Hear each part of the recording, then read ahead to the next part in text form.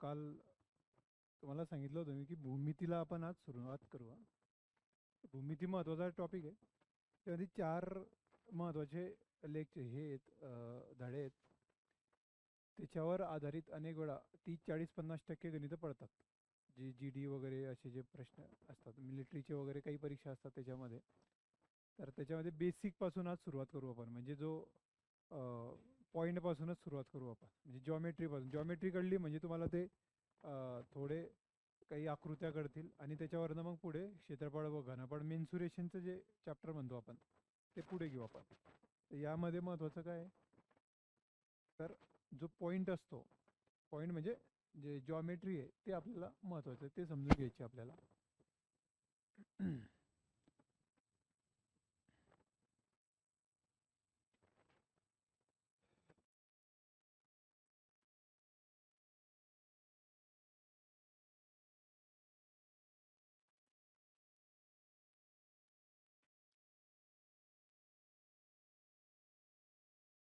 Geometry म्हणजे काय, जे भूमिती शिकतोय आपण. जिओमेट्री, दोन शब्द आहेत, GEO मेट्री.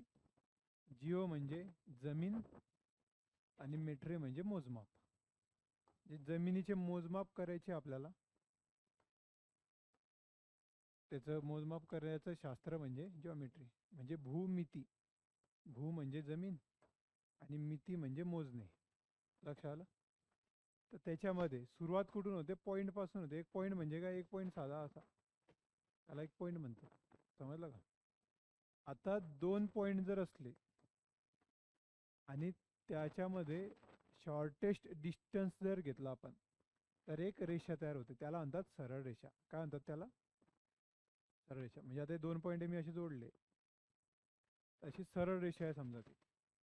तर त्याला काय म्हणतात की the shortest distance between two point, म्हणजे दोन बिंदूंमधलं सर्वात कमी अंतर म्हणजे सरळ रेषा. सरळ रेषेची व्याख्या समजली की व्याख्याने विचारत कोणी, पण ते सांगतो. आता हे दोन पॉईंट आहे, याला असंही जोडता येईल ना, असं असं फिरून फिरून फिरून. पण हे मग हे कमी अंतर झालं का? शॉर्टेज डिस्टन्स काय होईल, डायरेक्ट स्ट्रेट म्हणतो ना, मग स्ट्रेट लाईन, म्हणून त्याला स्ट्रेट म्हटलं होतं ना. आणि त्या स्ट्रेटवरनं स्ट्रेट म्हणजे काय ते ठरतं. लक्षात आलं? तर तिला अंदाज सरळ रेषा, अशी वाकडी तिकडे नाही, कारण याला असंही जोडता येईल. मग ती मोठं होऊन जाईल ना, ती मोजायला जर घेतलं तर. सरळ घेतलं ते. तर शॉर्टेज डिस्टन्स म्हणजे कमी डिस्टन्स असते ते दोन पॉईंट मधलं सर्वात. लक्षात आलं? आता या रेषा ज्या असतात, या रेषांचे वेगवेगळे प्रकार आहेत.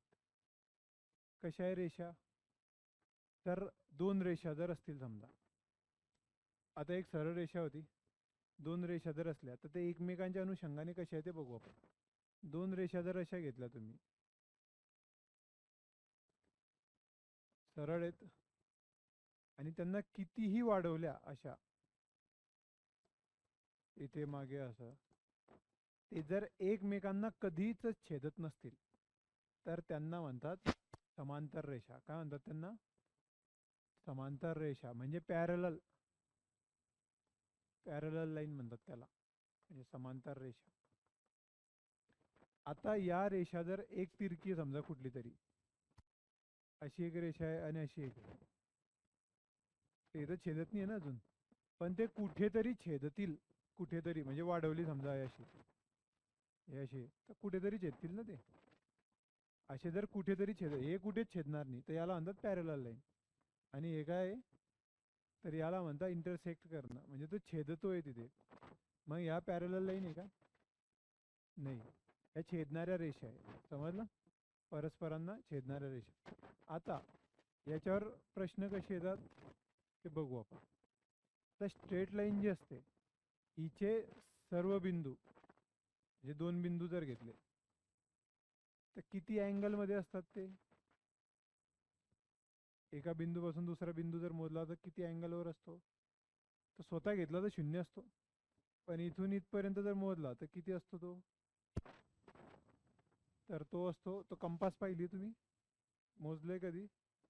तो असतो 180 डिग्रीचा. कारण असं जर पूर्ण केलं कंपास तर वर्तुळ तयार होतो ना.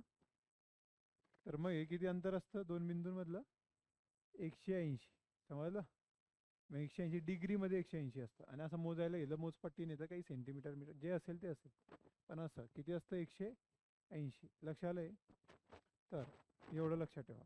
म्हणजे हे जे सरळ रेषा आहे ही वरचा भाग 180, खालचा भाग 180 डिग्री, असं लक्षात ठेवा साधारण. आता या रेषा, दोन रेषा, हे पॅरलल रेषा ज्या असतात, पॅरलल रेषा एकमेकांना कधीच छेदत नाही, समजलं? आणि त्यांचे अँगल, जो अँगल इथे या बिंदूवर असेल त्याच्याच खाली जर हा बिंदू असला तर याचा अँगल तोच असेल, समजलं? असं लक्षात ठेवा. म्हणजे काय, केव्हा समजेल तुम्हाला? समजा दोन रेषा दिलेल्या आहे, त्याला एक छेदणारी एक तिसरी रेषा गेली, एका रेषेने त्यांना छेदलं. त्याच्या आधी आपण एक घेऊ, एक साधी रेषा आहे, एक साधी रेषा आहे अशी, एक अशी जाते, एक अशी, छेदल्या आहे त्या दोन रेषा. जर एकमेकांना छेदत असतील, दोन रेषा एकमेकांना छेदत असतील, तर हे जे कोन असतात बघा, हे विरुद्ध कोन, हे सारखे असतात. ते कोणते कोन आहे? विरुद्ध कोन आहे. म्हणजे हा इकडे आहे तर तो तिकडे, आणि हा जर एक्स असेल तर हा एक्स असेल. हा जर व्हॉट हॅपन,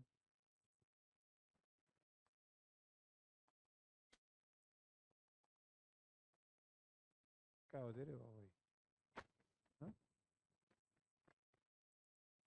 तो हे होऊन गेला, हँग झाला, जास्त लोड पडलाय त्याच्यावर. आता काय म्हणताय वार वा,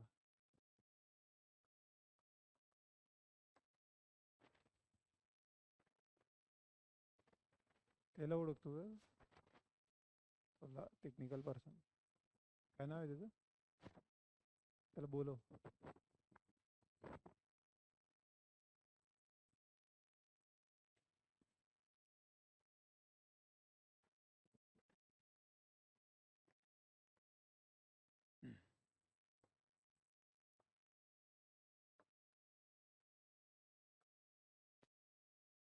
ते हँग होतोय हो.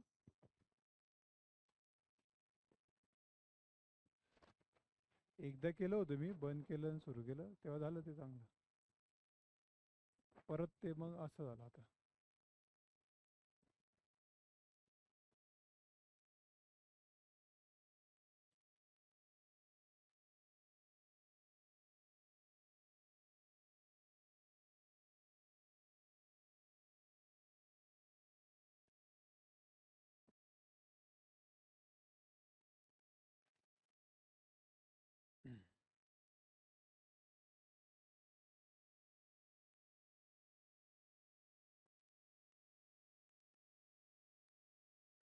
ते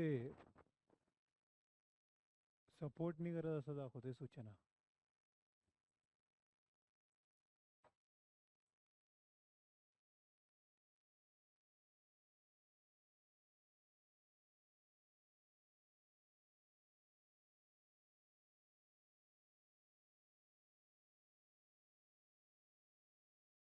टेक्नॉलॉजी, टेक्नॉलॉजीचा उपयोग जास्त आहे, पण ते जर थांबले की मग सगळं. मोबाईलने सोपे कामं होतात, मोबाईल बंद झाल्यावर.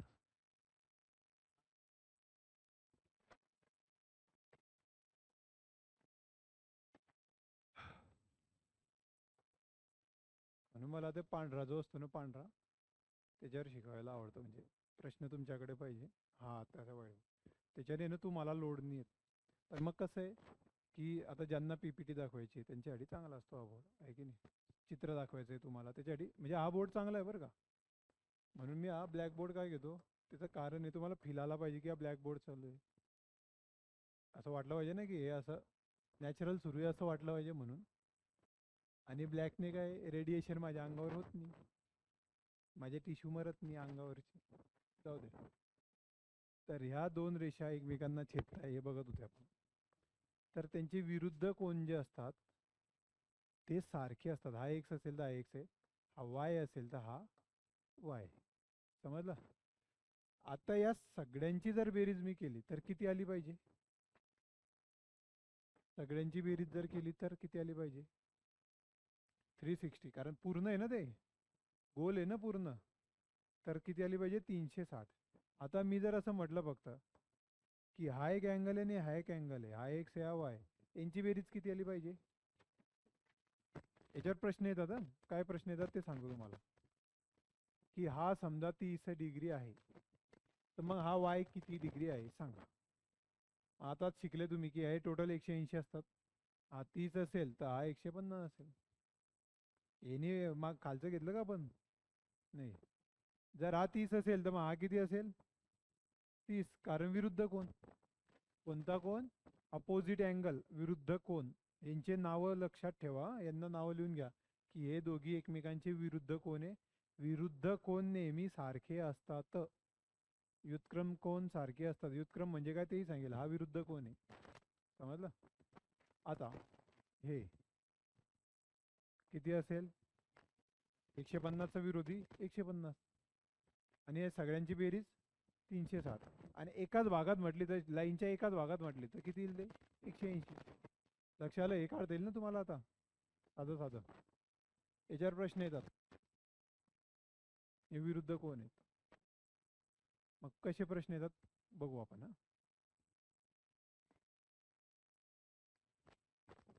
बघा, असा एक प्रश्न आहे. हे दोन रेषा आहेत. एक रेषा त्याला छेदते आणि त्याने म्हटलं की हा 30 डिग्री आहे.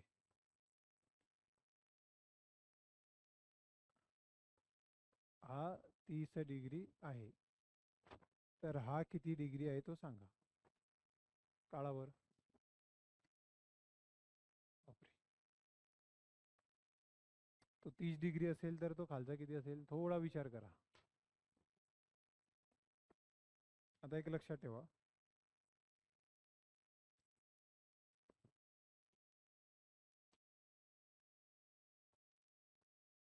दोघी पॅरलल रेषा आहे, समांतर रेषा आहे.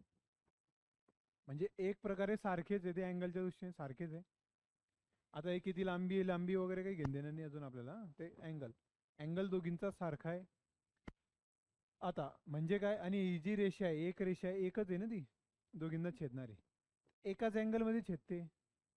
तर इथे जर ती 30 डिग्रीला छेदत असेल, तिला 30 डिग्री, तर इथे या हिला 30 डिग्रीला छेदत असेल ते. लक्ष आलं? म्हणजे हा अँगल आणि हा अँगल सारखा असतो. आता हा एक्स काढायचा आहे आपल्याला. आता हा जर 30 असेल तर हा किती असेल सांगा बरं? 150. 150च्या अपोजिटला या, म्हणजे हा किती असेल? 100. त्याने हा विचारला असता तर या 30च्या अपोजिट हा 30 काढला असता आपण. लक्षात आलं? म्हणजे एक्सची किंमत किती येईल? 150. कुठून काढली? मग कुठलाही अँगल विचारला त्याने तर आपल्याला लगेच काढता येईल. आता लिहून घ्या ते आणि हे सोडवा. हे पॅरलल आहे.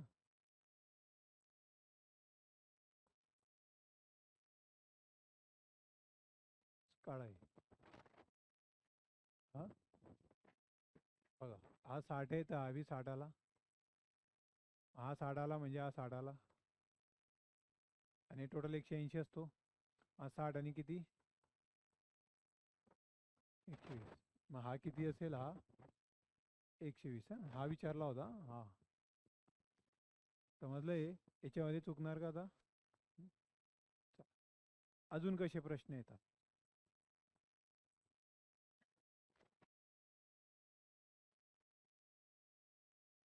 असं असतं बघा.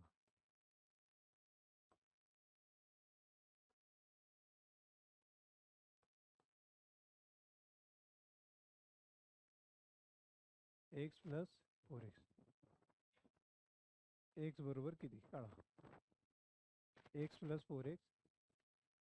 तर सॉरी, एक्स, एक अँगल एक्स आहे, दुसरा 4x आहे. तर एक्स बरोबर किती? परत हँग झालं. किती येईल सांगा? टोटल किती आहे ते सांगा. इथून इथपर्यंत किती आहे? इथून इथपर्यंत किती आहे? 180. म्हणजे 4x अधिक एक्स बरोबर 180. लिहून घ्या, 4x अधिक एक्स बरोबर 180. ओ बाबा.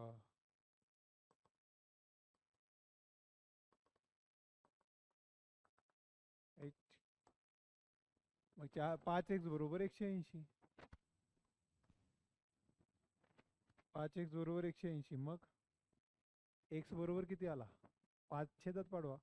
5 त्रिक 15, 5 सक 30, म्हणजे 36 किती आला 36.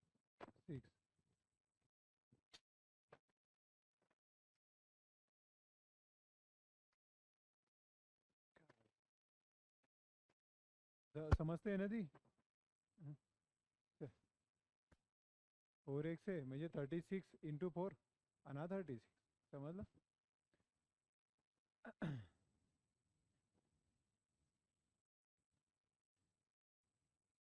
आता या ज्या रेषा असतात रेषा या रेषांवर आधारित खूप प्रश्न असे वेगवेगळे विचारले जातात.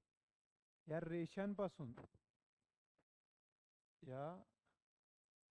रेषांपासून आकृत्या तयार होतात, भौमितिक आकृत्या तयार होतात.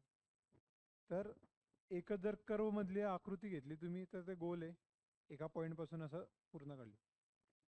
तिला केंद्र पाहिजे, केंद्र असलं त्याच्या भोवती रिंगण काढता येते.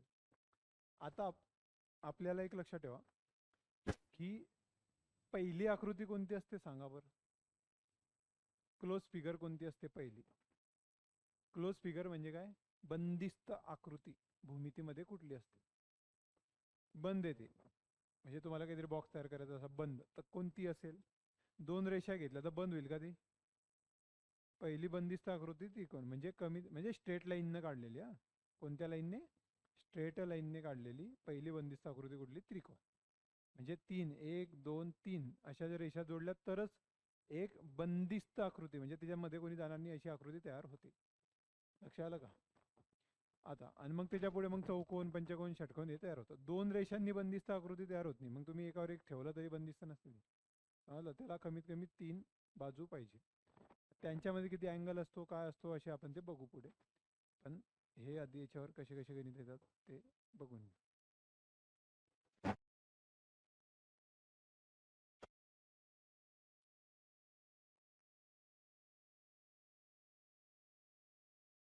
परमिशन म्हणतात.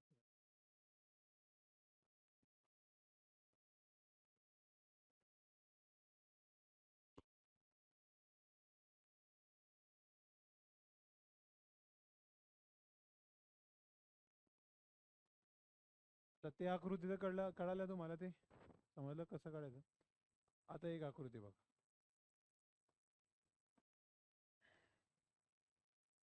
झेड, त्याला झेड म्हणा किंवा एन म्हणा.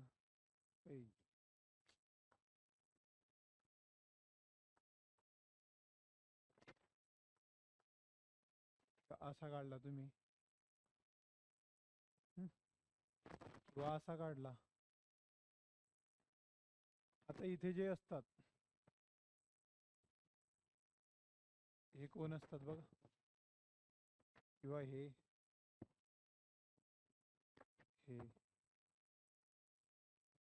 हे सारखे असतात, त्यांना म्हणजे व्युत्क्रम.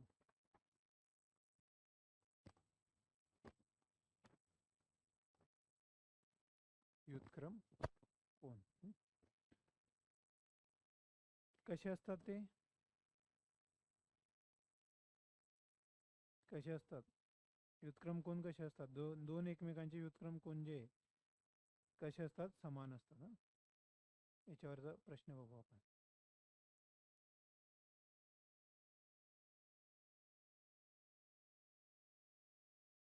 मिनिट, प्रश्न बघू.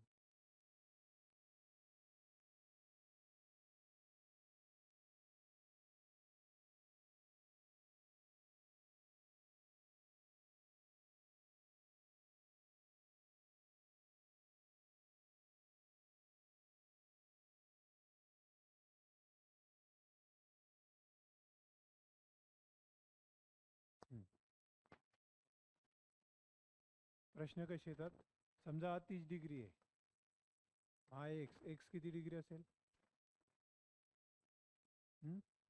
30 असेल. हे या आकृत्यांमध्ये तुम्हाला समजून येईल. याची कंबाईन आकृती येते. कंबाईन आकृती येते बघा. हा जो व्युत्क्रम कोण असतो याला ते म्हणता आलं का बघा, व्युत्क्रम कोण, नाही तर मग त्याला इंग्लिशमध्ये म्हणा इनवर्स अँगल.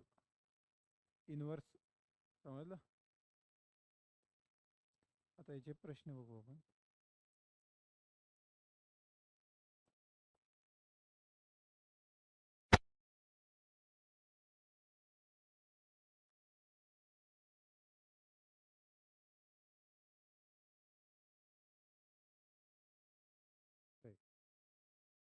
हा दिलेला आहे 35, हा दिलेला आहे 45 समजा, आणि विचारला आहे एक्स बरोबर किती, तर किती येईल ते पहा.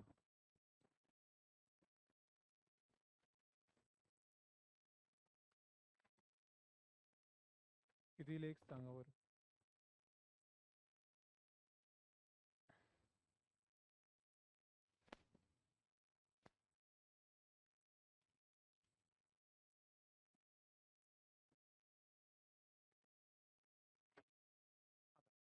आता एक लक्ष द्या, हा असा आहे, असा आहे. जर असा असता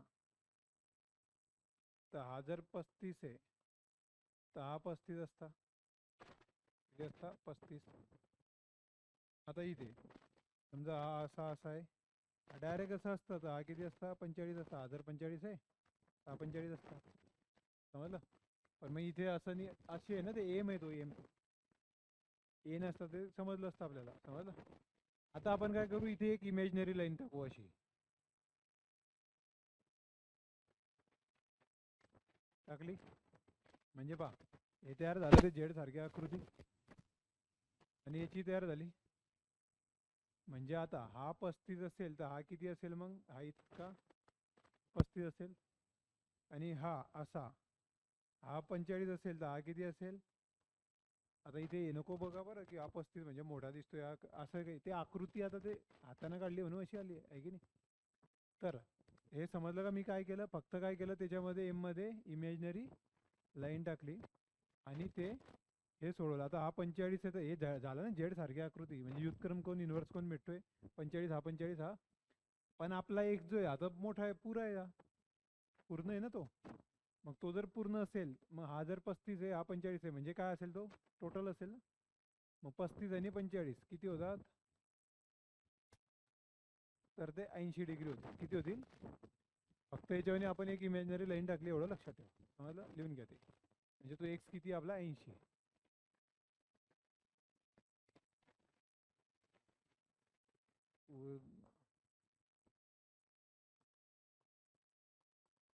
The application is not responding. The program may respond again if you wait. Okay.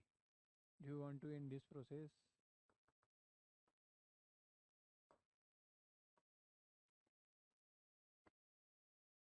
चला,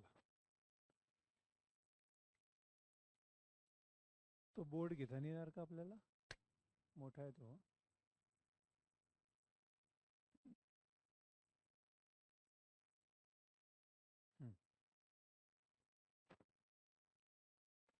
चला बघा,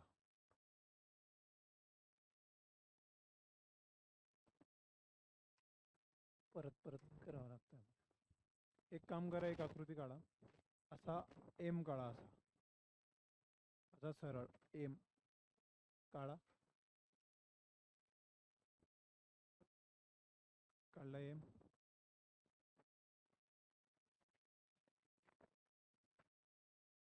इथला जो आहे ना, इथला हे बघा, असा एम काढला तुम्ही, हे पहिली दांडी, आणि असा असा काढला इथे, इथे 40 लिहा, 40 लिहिला, लिहिला इथे 40 असा, इथे 40. आता असा जो आहे हा इथला, इथे लिहा 100, मधला जो आहे 100, आणि हे शेवटची दांडी जो आहे तो इथला मधला, इथला हा किती येतो काढा. पहिल्या याच्यातला 40, मधला 100, तिथला किती, किती येईल 60. बरोबर. कसं आलं ते सांगतो तुम्हाला.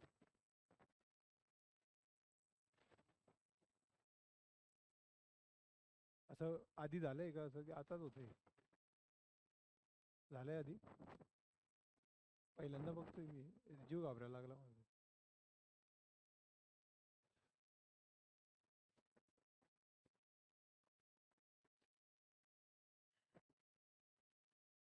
वेळ खाते विनाकारण.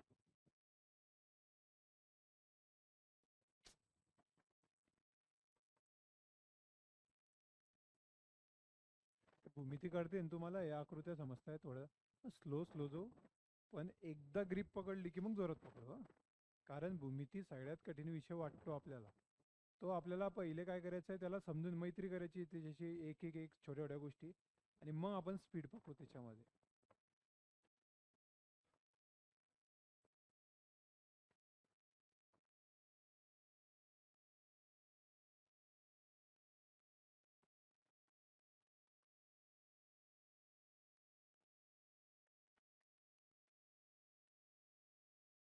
आता तुम्हाला या अँगलचे नावही कळतात का? समजलं का?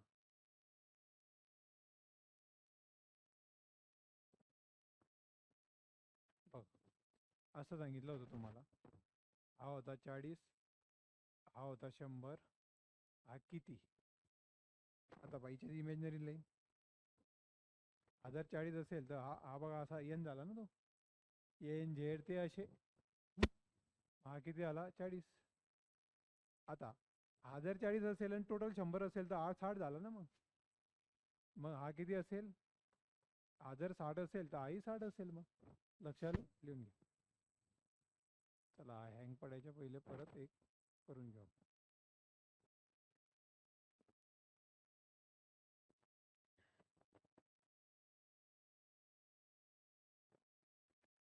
हे एका वेळेला का?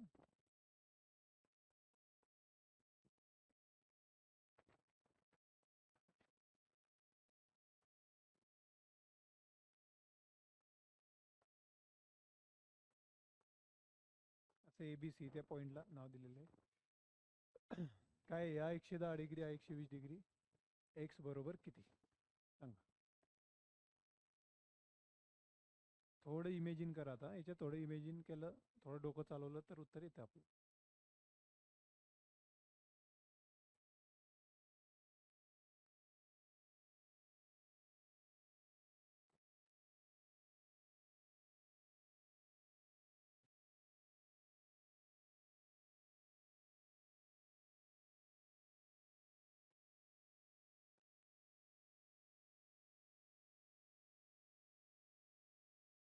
बघा आता याच्यामध्ये, आता हे तर काही झेड तयार नाही होते इथे. असं जर केलं तुम्ही ना, करा बस, तयार झाला का असं झेड काही? पण जर तुम्ही याला वाढवलं, असं याला वाढवलं, हा झेड तयार झाला. पहा, हा तयार झाला झेड, म्हणजे ते व्युत्क्रम कोण तयार झाले. आता मला सांगा, हा मिळतोय याच्यावरनं हा काढता येईल, कारण हे स्ट्रेट लाईन आहे ना, तीच वाढवली आपण. हा 110 असेल तर हा किती असेल? 110 आहे तर हा किती असेल? अरे स्ट्रेट लाईन आहे ना, 110 तर हा किती? 180 असतो ना टोटल. मग हा 110 तर हा 70, मग हा 70 तर हा 70. आता इथे हा 120 आहे तर हा किती आला? 60. मग हा किती होईल? 60. मग हा 70 आणि हा 60, 130. लिहा. इमॅजिन कसं केलं जातं ते व्यवस्थित पॉइंट आउट करा त्याच्यामध्ये.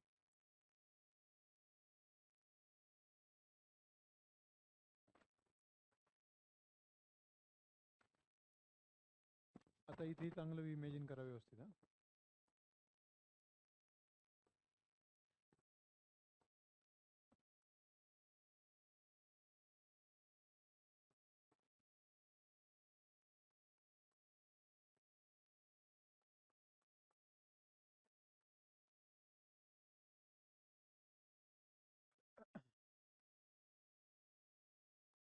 असं विचारलं त्याने, अँगल बी किती?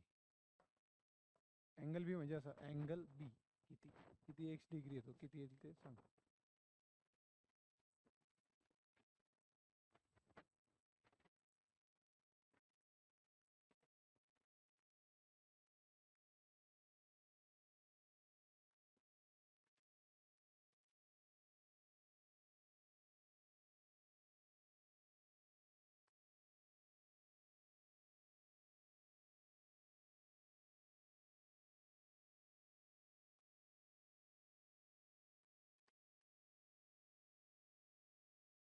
अँगल बी किती येईल? हे सगळेच्या सगळे पडलेले गणित आहेत कुठेतरी. आता बघा, काय करता येईल आपल्याला? झेड काढायचा म्हणजे एम एम पहा असा तयार होईल.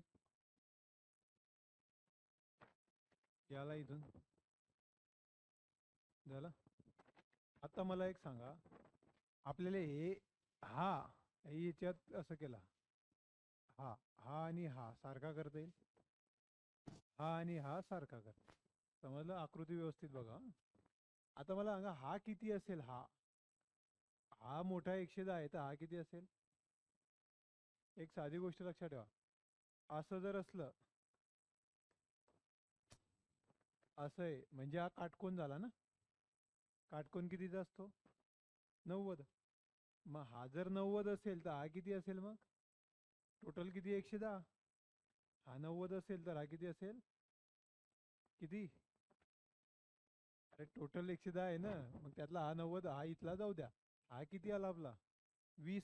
लिहून घ्या तिथे 20. मग इथे किती येईल? 20.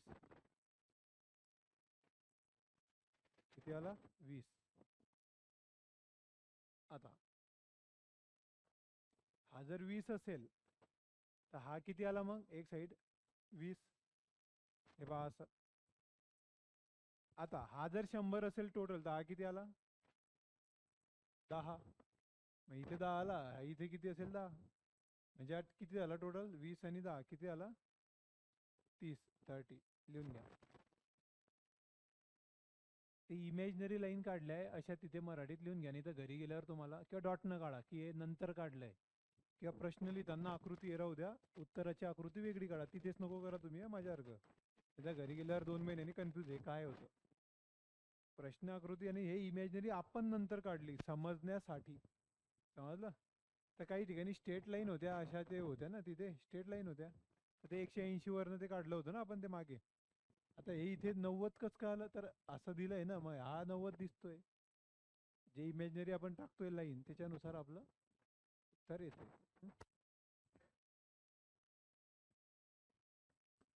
आता आता काही गोष्टी मी तोंडी सांगतो आता, म्हणजे इथे हे जाऊ द्या, आता हे बोर झाला आता मी याला. काही गोष्टी तोंडी सांगतो. बघा, तर दोन कोणाचे वेगवेगळे प्रकार आहेत. कोणांचे वेगवेगळे प्रकार आहेत. 3 कोण असतात. किती कोण असतात? 3, जे तुम्हाला माहिती आहे. एक आहे, जर अशी लाईन असेल आणि त्याच्यावर अशी लाईन असेल, जे काटकोन छेदते, ती काटकोनात छेदते, काटकोन म्हणतो म्हणजे 90. म्हणजे 90 तो असतो काटकोन. काटकोनपेक्षा कमी असला की त्याला म्हणतात लघुकोन. काय म्हणतात त्याला? लघुकोन म्हणतात. आणि काटकोनपेक्षा जास्त असला, जे कोणापेक्षा 90 पेक्षा जास्त आणि 180 पर्यंत, किती पर्यंत? 180 पर्यंत, त्याला म्हणतात विशाल कोण. काय म्हणतात त्याला? विशाल कोण.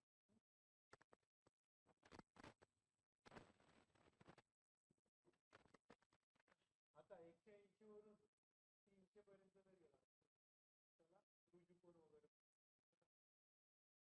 रिफ्लेक्स अँगल काय म्हणतात त्याला? रिफ्लेक्स. झालंय.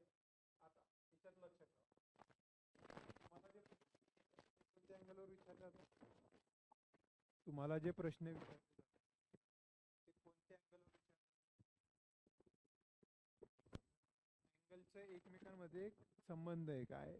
2 अँगल आहे समजा, कुठले तरी 2 अँगल आहे, तर त्यांच्यामध्ये 2 प्रकारचे संबंध आहे. कसे? बघा, एक आहे कॉम्प्लिमेंटरी अँगल. Complementary angle. आणि दुसरा आहे सप्लिमेंटरी अँगल. कॉम्प्लिमेंटरी स्पेलिंग लिहा त्याची, COM PLEMENTARY.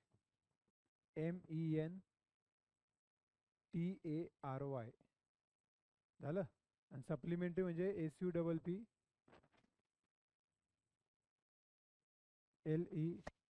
सप्लिमेंटरी. आणि मेंटरी पुढे जसं तसं लिहून घ्या. मराठीत बी लिहिलं चालेल ना, कॉम्प्लिमेंटरी सप्लिमेंटरी. कॉम्प्लिमेंटरीला मराठीमध्ये म्हणतात पूरक कोण काय म्हणतात? पूरक किंवा कोटीपूरक. कोटीपूरक किंवा पूरक, समजलं? कॉम्प्लिमेंटरीला. आणि सप्लिमेंटरीला काय म्हणतात? संपूरक. काय म्हणतात? स म अर्धा आणि पूरक, अर्धा म त्याला जोडा. संपूरक. हा, एक कुठला आहे पूरक आणि दुसरा संपूरक. एक कोटी कोण, एक संपूरक. लक्ष आलं? आता याच्यामध्ये ना नावामध्ये कन्फ्युजन होऊन जाते कधी कधी. कुठे? ते भाषांतर करताना तो पूरकले संपूरकही म्हणून देतो, असंही करतात. तर शेवटी काय बघायचं? इंग्लिश शब्द बघायचा. कॉम्प्लिमेंटरी आणि सप्लिमेंटरी. कॉम्प्लिमेंटरी म्हणजे असे दोन कोण, लिहा तिथे. कॉम्प्लिमेंटरी म्हणजे असे दोन कोण ज्यांची बेरीज 90 डिग्री असते. कॉम्प्लिमेंटरी म्हणजे असे दोन कोण ज्यांची बेरीज 90 डिग्री. कोटीपूरक आहे ना तो, काटकोन बघा, कोटी काटकोन असा शब्द. तर त्यांची बेरीज किती असते?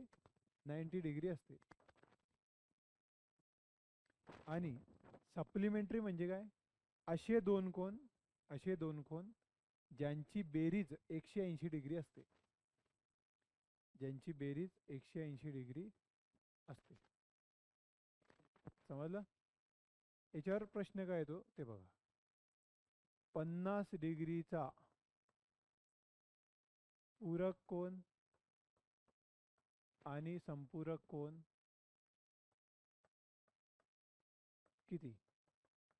म्हणजे पूरक म्हणजे कॉम्प्लिमेंटरी आणि सप्लिमेंटरी, असं लक्षात ठेवायचं. जर शब्दांमध्ये गडबड झाली तर इंग्लिशचे शब्द लक्षात ठेवा, कारण भाषांतरवाले शब्द तिथे तुम्हाला बरोबर समजले नाही तर कॉम्प्लिमेंटरी सप्लिमेंटरी ते इंग्लिशमध्ये बघून घ्यायचं.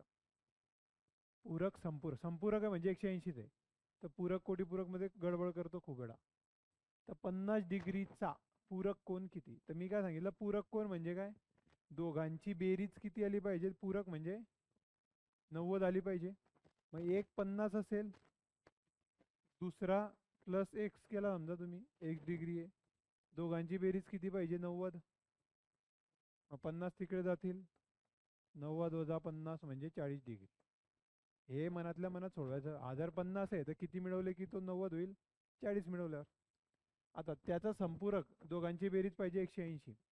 एक जर 50 आहे तर 180 मध्ये किती मिळवले म्हणजे, सॉरी, 50 मध्ये किती मिळवले म्हणजे 180 होतील? तर हा त्याच्यातून वजा करायचा, 180 मधून 50 वजा करा, 130. संपूरक कोण किती आला त्याचा? 130. हां, ठीक. लिहा पुढे.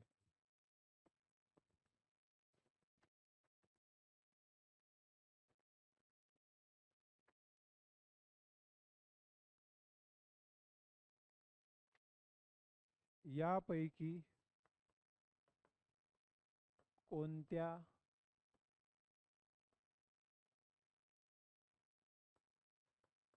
कोणाचा पूरक कोण, एक मिनिट, संपूरक कोण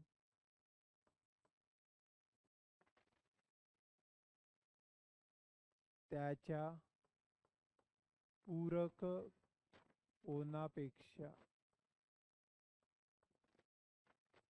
6 पट आहे?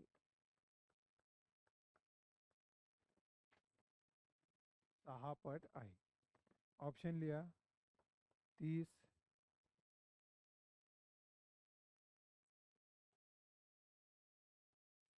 45, 72, 80. व्यवस्थित वाचा प्रश्न. किती? 30. यापैकी कोणत्या कोणाचा संपूरक कोण, म्हणजे या चारपैकी कोणाचा संपूरक कोण कोण त्याच्या पूरक कोणापेक्षा 6 पट आहे? ऐका, 6 पट बघा तो. संपूरक कोण पूरक कोणाच्या 6 पट आहे. व्यवस्थित बघा.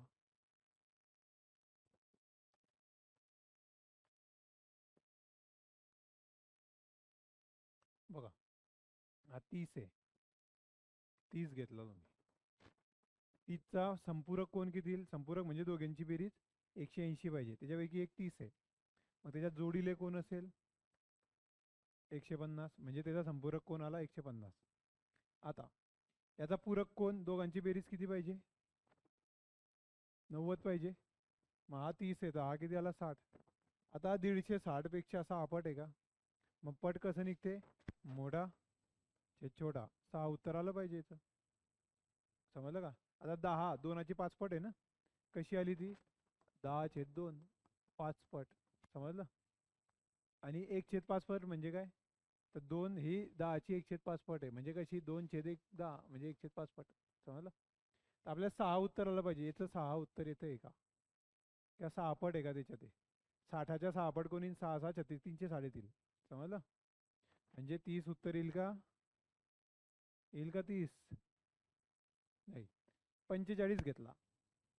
45चा संपूरक कोण किती येईल, 180 वजा 45 म्हणजे किती येईल त्याचा, 135.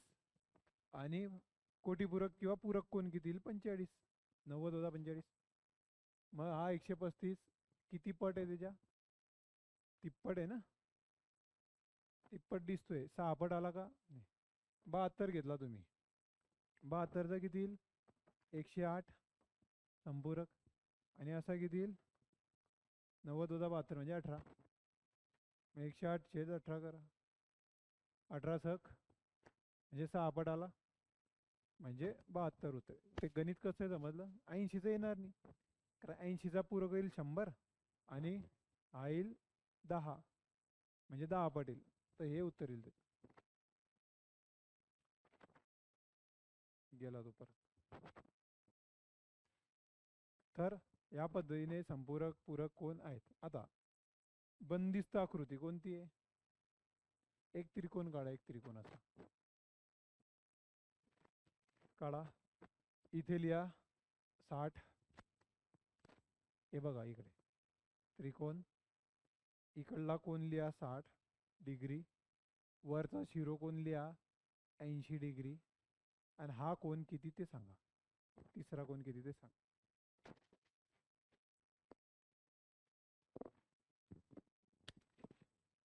तिघांच्या मापांची 180, एक आहे 60